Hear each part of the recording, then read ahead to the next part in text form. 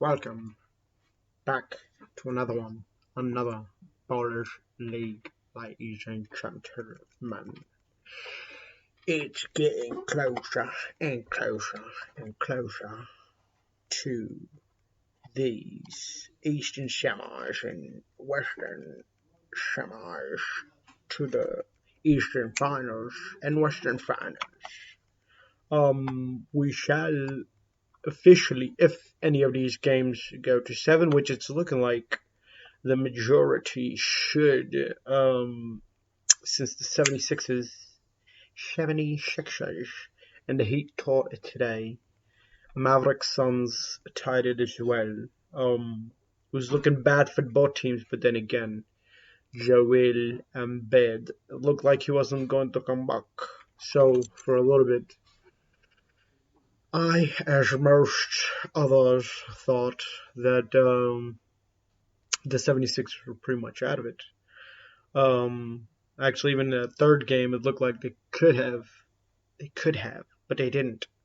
76ers with Joel Embiid, just his presence being there in that third game helped out, even though he didn't score as much as he should. Or, I mean, obviously, with the orbital injury and concussion and all that stuff, rocking that mask. It was obvious that it was going to happen. I was about to say I predicted it like I'm Nostradamus, but yeah, that happened.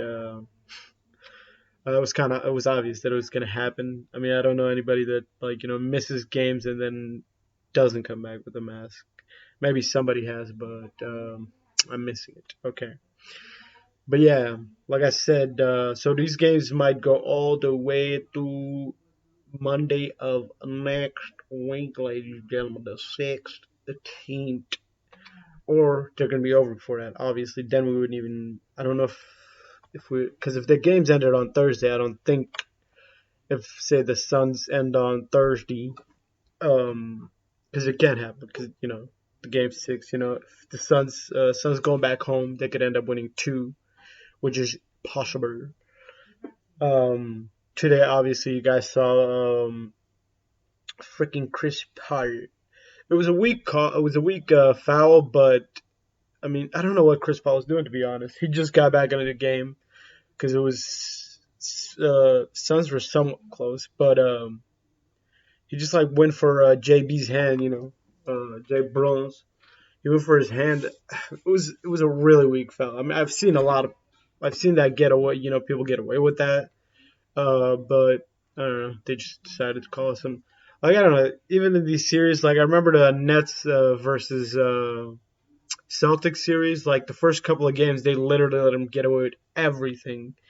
And then after that, they started, like, I don't know where they started calling fouls, which is I guess depends on the refs and all that other good stuff. But it's like that sometimes. It's like that sometimes. Um, Chris Middleton not back yet. I don't even know if he's coming back for the Celtics Bucks series. Even man, the Celtics had that game, and then it was like a couple of seconds left. Which game was that? Yes, it says yesterday. I don't think this was that yesterday. Wow, it doesn't seem like it was yesterday. It seems like it's much longer than that. But I am recording on Sunday, and I guess that game was on. Or am I thinking of game? No. Obviously, I wasn't thinking of game. What was that? Game 2, which after that game, I thought, I'm like, man, this is not looking good for the Bucks. But it's the NBA, man. Sometimes you just have one of them really bad games, and that's one of those games, and they pretty much got demolished.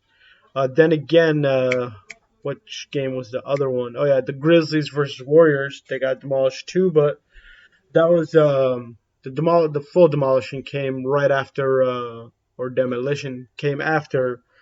Oh boy, Ja left with the Jordan Poole grabbed him on by the knee, like sideways, which I've never seen. I don't know. It's probably happened before, but that was just a weird one. I mean, just the way, I mean, John Morant, like, he's on the ground almost every other play, but that's because of his size and how he jumps all, like, obviously he jumps, but just the height he gets with with his plays and the acrobatics of his, I don't know, just the way he gets around people. I mean, it's kind of hard to explain how Ja plays sometimes, but Ja the Beast. I'm pretty sure I've said this. If I haven't, then I'm gonna say it again. But I believe that if Ja wouldn't have missed the rest of the season, obviously the Grizzlies would have even a better record.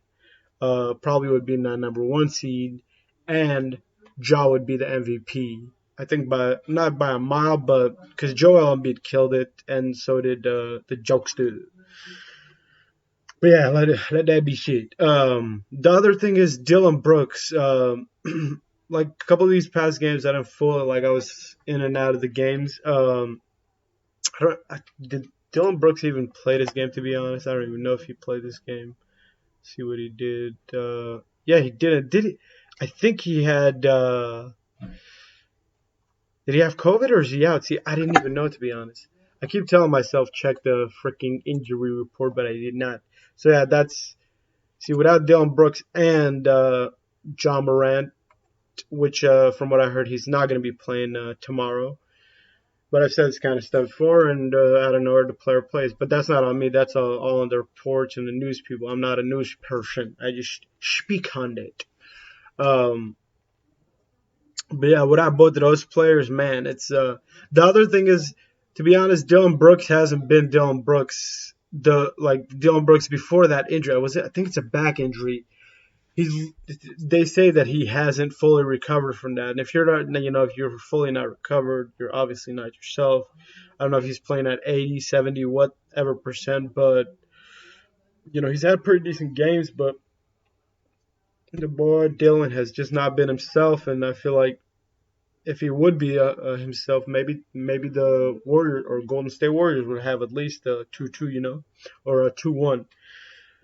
But yeah, I don't know. I heard some people say that they were good with Ja being out, but when Ja was out that whole time, Dylan Brooks was there, and Dylan Brooks wasn't injured. He hadn't had that injury yet, and when you had Dylan Brooks playing like that, that's a difference. But Dylan Brooks, I don't even know his issue right now, or his situation actually.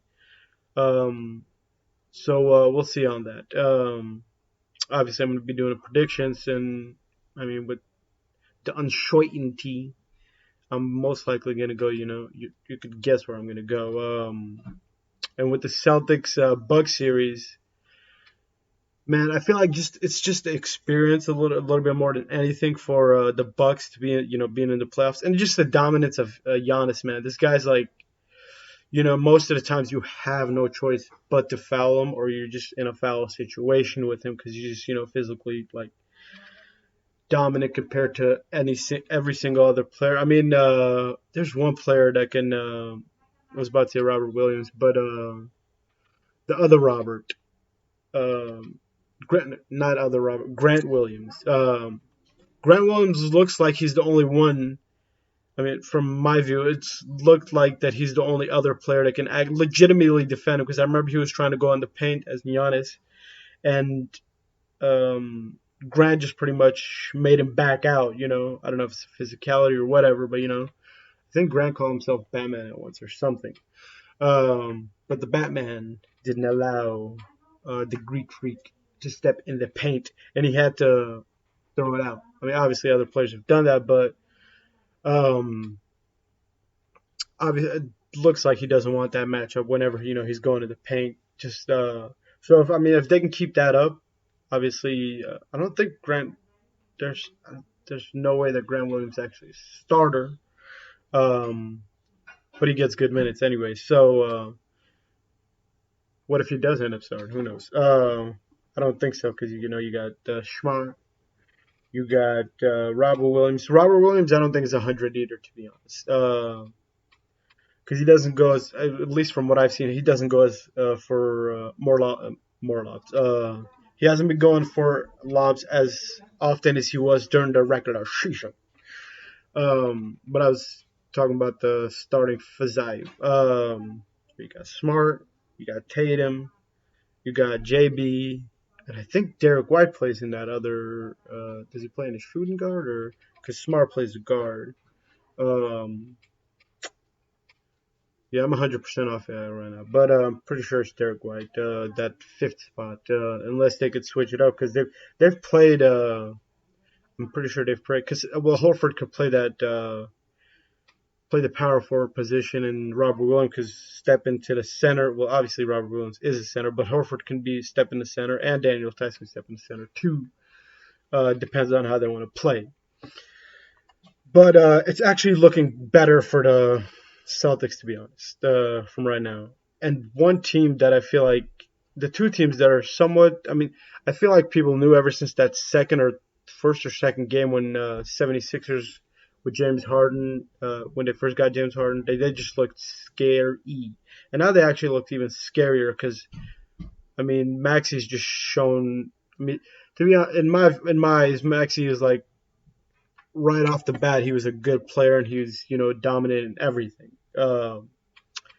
As in the year, last year, he was really good during the last year's playoffs, and you could say he's better, but I mean, he was pretty good last year anyway. Um,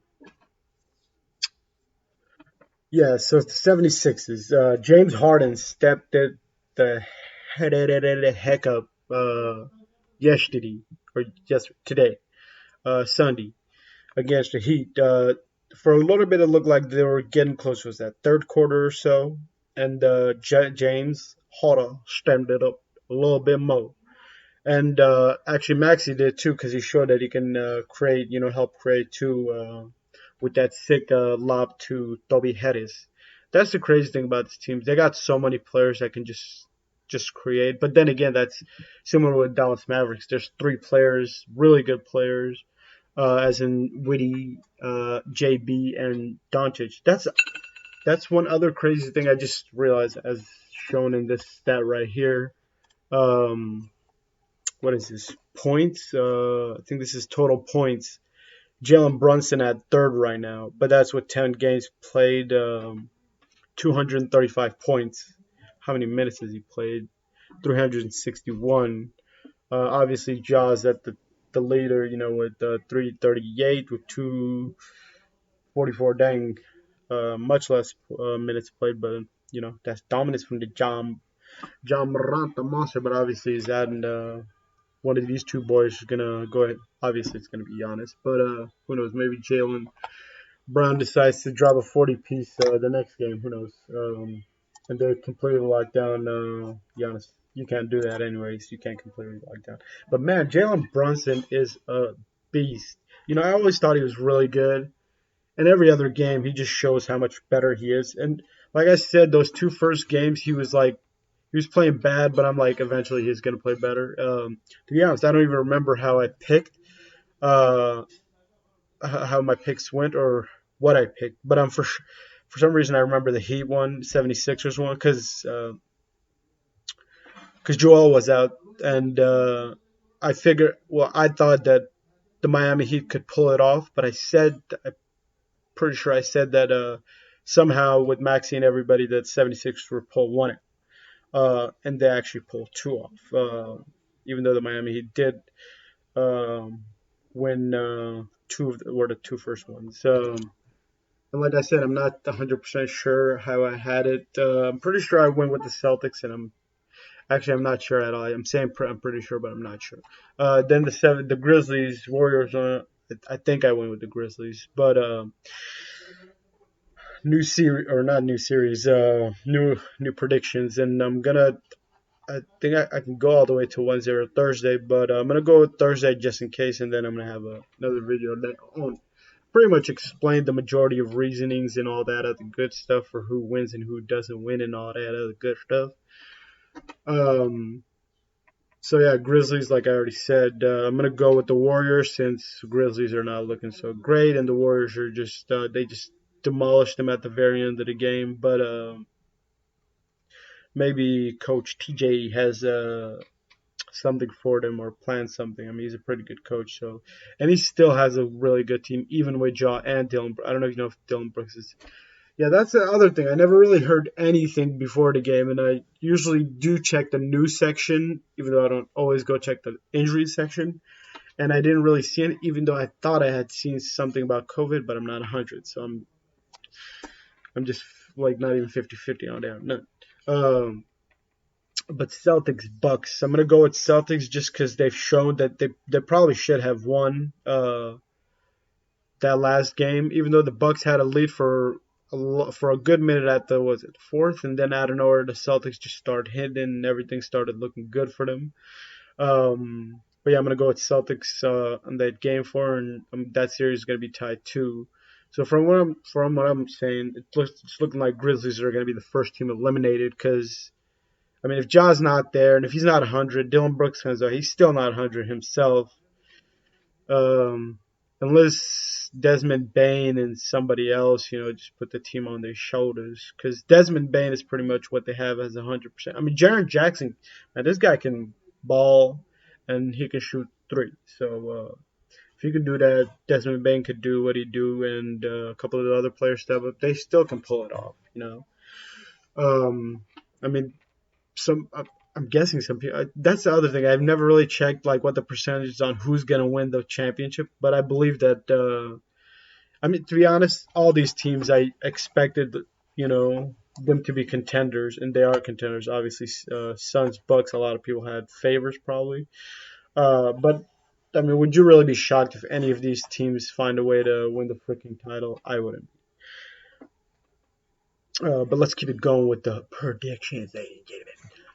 76ers, Miami Heat, Game 5, Tuesday, May 10th, 6:20. Went a little extra or overboard there, ladies and gentlemen. But from what I've seen from the masked Joel Embiid, I'm gonna go with 76ers, and I'm gonna just go ahead and say it. I feel like, I'm not gonna say that. I'm gonna go ahead and say that. No, I'm gonna go with it. Actually, I'm gonna go with 76s.